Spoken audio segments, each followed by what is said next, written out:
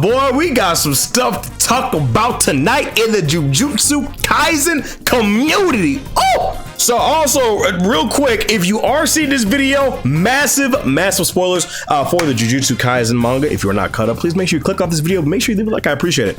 So, yeah, man, during this battle with Mr. Sukuna, my goat of the past century, a lot of people are not really liking what's been going on, what's been transpiring with this fight. And it all stemmed from Sukuna handing Gojo the fattest L I've seen in about a decade.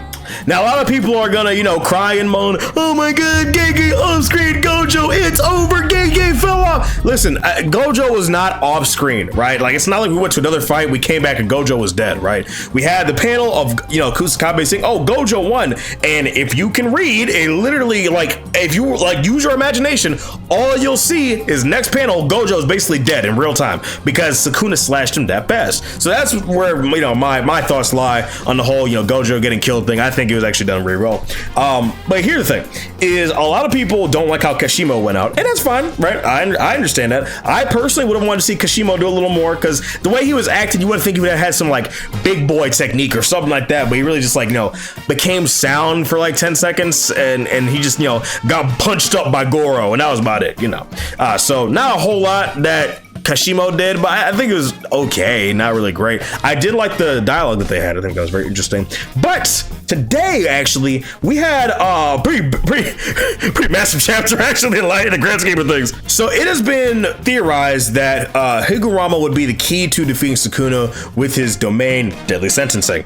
And obviously, people thought that, okay, well, if Sukuna gets convicted by Judge Man and he would get Malevolent Shrine or maybe the Ten Shadows technique confiscated, and people got upset, rightfully so, when it turned out that Yorozu's tool that she ended up giving to him was actually confiscated instead of something else. I think someone said it was an analogy of if you have a handgun in your front seat, but the cops take that instead of the nuke that you have in your trunk. I kind of see it. And is it convenient? Yes. Is it plot armor? No, it's not. It's not plot armor. Also, people act like even if Malevolent Shrine or his curse technique was taken, that he just wouldn't have other stuff in his inventory. I don't know why people are acting like Sukuna still wouldn't be crazy strong if he had one thing out of his kit. It didn't really make sense to me, especially considering we don't know all that he can do, So when we left off last panel, actually, our fellow sorcerers attempted to jump Sukuna. Didn't really work out. Ino kind of took a kick from him. Chozo caught the double Kakyoin special,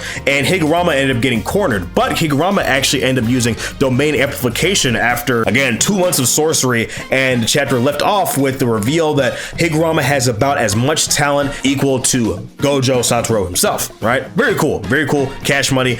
I actually really enjoy Higuruma. Actually, I've been rereading some JJK recently. I've actually really come to enjoy his fight with Yuji. Reading it weekly was a little weird, but reading it now in hindsight, I do very much enjoy it.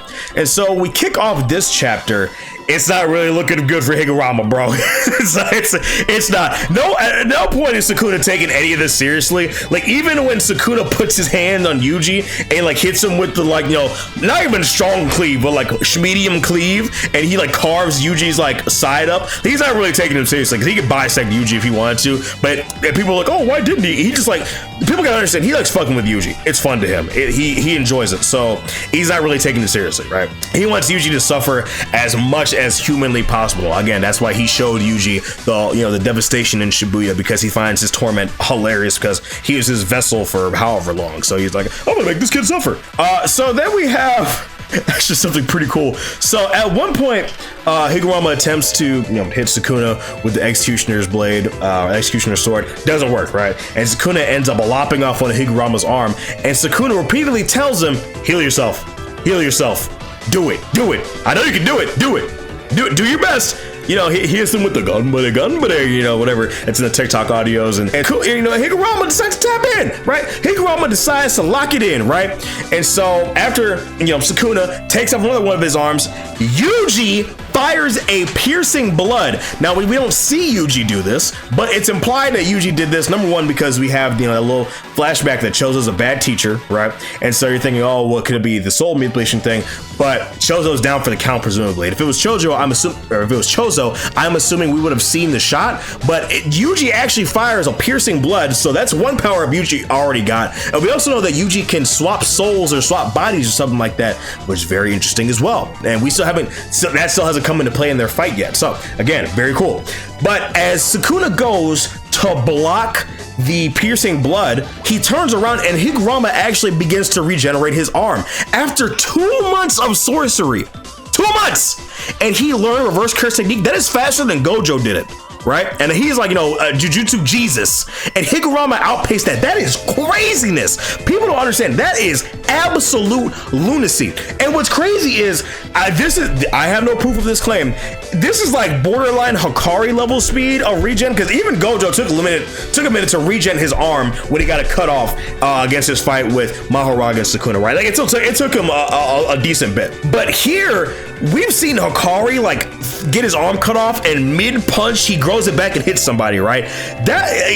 Higuruma grew this pretty fast. What was this, about 6-5 seconds? He turns around, he turns back around, his arms are already regen. That's crazy. Crazy feat by Higuruma. And so, Higuruma decides to go back in and try to get Sukuna, but Sukuna's like, bro, you're average at best. You're okay at best. And so he decides to carve him up, but then Yuji ends up getting behind Sukuna. Now here's the thing, I'm gonna break this down in a second. Yuji gets behind him, and Higuruma, as he's getting carved up, tosses Yuji the Executioner's sword, and Yuji goes to stab him. I don't know where Maya got this, and I love Maya Mura. That's my guy. That's where everybody gets all their leaks from. I think he's a cool guy. Yuji doesn't actually stab him on the last picture. He's going for the motion. He's going to do it, but we don't see the actual sword pierce his skin. Also, I don't believe Higuruma is dead here, right? Because Yuji gets his little flashback to Nanami, where Nanami's like, you take it from here, and getting the same vibe from Higuruma, and I don't think narratively that Gege would do this to Yuji again. I don't think he would, right? And so when Yuji's like, oh, I am a Jujutsu sorcerer, that's his, we are Jujutsu Kaisen moment, and he's going for the kill, because we see that the Executioner's blade is like, it's like the size of a throwing star. It's very, very small. So if I'm Sukuna and I'm mid like trolling this guy and I'm cutting him up, and then I know that thing, if it touches me, will kill me, I'm gonna turn around and I'm gonna block it and like smack the fuck out of Yuji. I'm not worried about Higuruma. He's just a person. He's not like a cursed womb mutation like Yuji.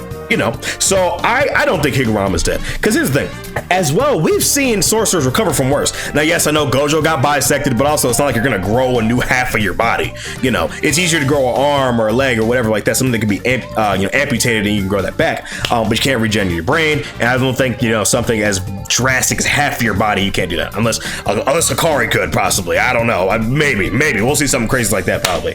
But Gojo, when he awoke his reverse curse technique, he literally got stabbed directly in his head, right? Cut a slash down his body, and I believe Toji stabbed him in his arteries in his leg as well. And Gojo was basically dead. Like the flies were beginning to eat him, right? And Gojo ended up living through that. If he has as Higuruma, if Gege is placing so much talent on Higuruma as a sorcerer, and then just to make him so he dies next chapter, I don't know. Gege's done a lot of weird stuff. I don't think he would do something like this. And I know people are like, oh well, Mario said R.I.P. Higuruma. I don't think so. I don't think so. I don't think Yuji would have that moment again. I think if I'm Yuji, I'm gonna do everything humanly possible to make that moment not happen again, right? Referring to Nanami's death. So interesting stuff. So Yuji, for we know, has 2 main character buffs now. He can switch souls or switch places, which cool, that's awesome. And then he has piercing blood now. We don't know what else he has in his repertoire. And people are also being pretty ignorant with this fight too. They think that, oh, Sukuna has plot armor. Sukuna does not have plot armor, by the way. There's nothing that he has been shown to have plot armor wise. Now, is the confiscation thing convenience? Yes, but it's not plot armor, right? Because he's still a problem. And even when he cut Gojo, it's not like he couldn't.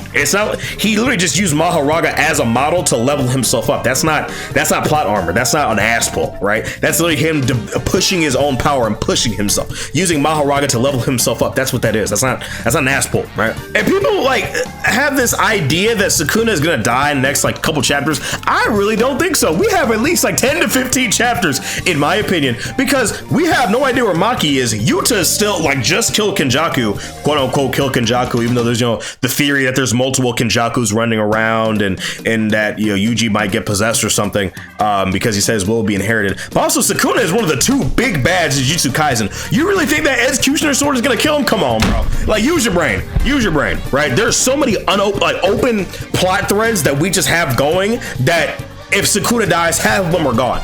You know, so no, and Yuji still needs his main character moment. Yuji still needs to run his fade with Sukuna, because Yuji hasn't had his I'm you type beat with Sukuna, right? Not the speech, but I mean literally the levels of dire straits. Now, I used to say people are dying in this fight, obviously, but I think that Sukuna's gonna get away with this fight, or something's gonna happen where they all have to like take a break for a second and come back to it, because there's no way Sukuna dies in this fight. There's absolutely no way, right? And even if he does, we still have the one finger that's unaccounted for that Urame says that like there's something weird about, or something special about it. I'm not entirely sure. But yeah, man, just people got to use their brain. Sukuna's not dying for a hot minute. He's not catching the one for all, or the all for one, because I know that My Hero fans is high right now. Ooh, couldn't be me, bro. Couldn't be me. Y'all be easy. But yeah, it's me, boy Daffy, guys. Let me know what you guys think of this current chapter, man. A lot of cool stuff in this chapter, man. Really enjoying it. But yeah, it's me, boy Daffy, guys. Thank you guys so much for joining me on this video. Make sure you leave a like in the video, subscribe, and yeah, I will see you in the next video. Y'all make sure you take care of yourselves and have a good one. Peace.